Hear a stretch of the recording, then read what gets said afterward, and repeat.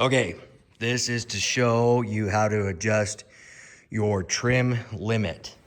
Trim limit being how far up the drive will trim using the shifter. So on every shifter, well, Mercruiser anyway, you have a trailer and a trim. Sometimes they look different. They'll kind of be in different arrangements, but you can see it says trim. Normally this says trailer. So the trailer button will always go all the way up. The trim limit is supposed to, I'll explain why that's beeping here in just a second. The trim limit is only supposed to allow it to come up so high. So what I've done, the trim limit is always connected by the pump, back at the pump. So you'll find those two wires. When you rebuild your gimbal housing, you should always replace these while you're at it. It's a pain in the ass, but do it anyway. So you'll follow these. Come on. Well, you'll just have to take my word for it because it won't focus. So it ends up to here, and they make it smart where it's like two male connectors for this side. Your trim gauge, this boat isn't equipped with one, but we replaced it anyway, is going to usually be on like a grounding block over here by the starter solenoid. But I digress. So we're just doing the trim limit switch today and how to adjust it, assuming that everything is working. What I've done is I have this goes back to my trim limit switch, and I have it plugged into my ohm meter at continuity. So now when I should get continuity when this button would normally work. So I'm going to trim down. Okay, so you hear it beeping. If I had this plugged in, that would mean this button would go up, and it would go up until the drive hits a certain level where it shuts it off. Hence the trim limit switch, right? So how you adjust that is, one second here. With these, it's gonna be on the port side. It even says on it, trim limit. You probably can't read it, but take my word for it. And to adjust it, all you do is loosen these, and a little goes a long ways. So pretty sure if I bring it this way, it goes up higher. Let's find out. Yep. So you can see, like, as the drive would raise, it loses continuity, meaning the switch has turned off, right? So if the drive is trimming up too high, then I need to go less, right? It needs to not come up high. If it's not coming up high enough, I go a little more. This one's about right, so we're gonna leave it there. Now, how high do you want it, right? So we'll give just a real broad stroke overview. So you're on the water, your drive is all the way down, you're sitting at a standstill, and you punch it. You throttle down, right? Your nose goes way up, and then as you start to go, what's gonna happen? It's gonna start dropping and your back end comes up. Well, as you really get on top of the water, so when the drive's all the way down, you're kind of plowing. So you trim up, which drives your nose down, right? And that gets you on top of the water.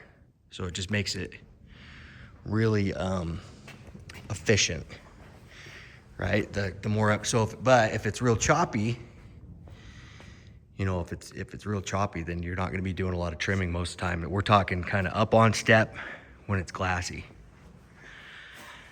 The trim gauge, I'll just cover that since we're on discussion for other people that might see this.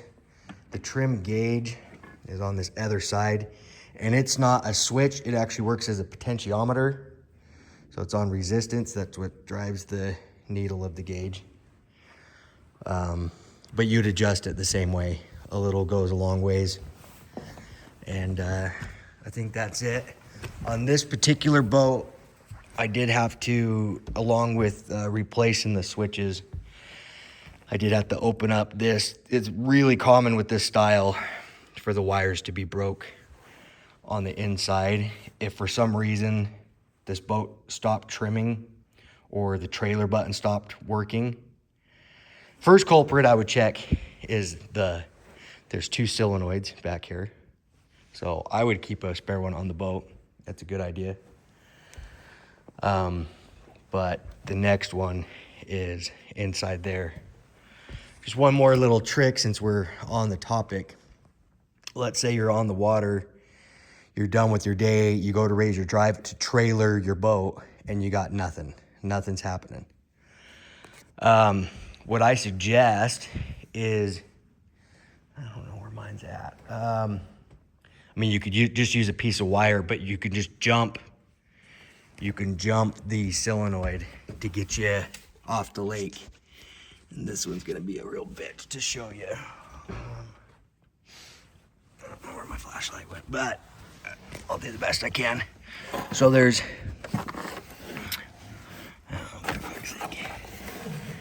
so clear back here. I'll see if I can get my phone back there. I don't know if you can see that or not. I'm just kind of swinging in the dark here. But you should see a couple solenoids, okay? And the way I remember which wire you need to jump is the sky is blue. Blue is up. Grass is green. Green is down. And you're just jumping it to battery positive so you can do it right off the battery. So if you just took a jumper wire, went from battery positive over to that solenoid's small, if you needed, so in this case you wanted to go up most likely, you would jump it to that small blue wire, and that should get you up. Unless your pump is done. If your pump is bad, then nothing's gonna happen. But most times that does work. A lot of times those solenoids go out because, actually most time I see it is because people don't have a battery switch and they're messing with the batteries or their cables aren't tight, and then they get a little arc on the battery and it takes the pump solenoid out. Or another bad one is they use wing nuts. They use, instead of having like battery terminals, they use the wing nuts. The wing nuts come loose on, especially on the negative, and then it's acting like a little arc welder and it welds your battery post off. It's actually fairly common. So don't use wing nuts. If your pump goes out, that's just something you can do in an emergency. Like I say, this one would be a real bastard to get to. Matter of fact, I would maybe even, there is like the main green wire right here. I would maybe even just cut into that just a little bit, just so I wasn't trying to lean over a hot engine. But I promise you there's a solenoid. There's 2 of them back there. So if I personally was repairing this solenoid, I would unbolt it from here and move it forward. That way I could get to it instead of sitting here fighting it. Anyway, okay, well, I hope that helps somebody. And if nothing else, I feel better.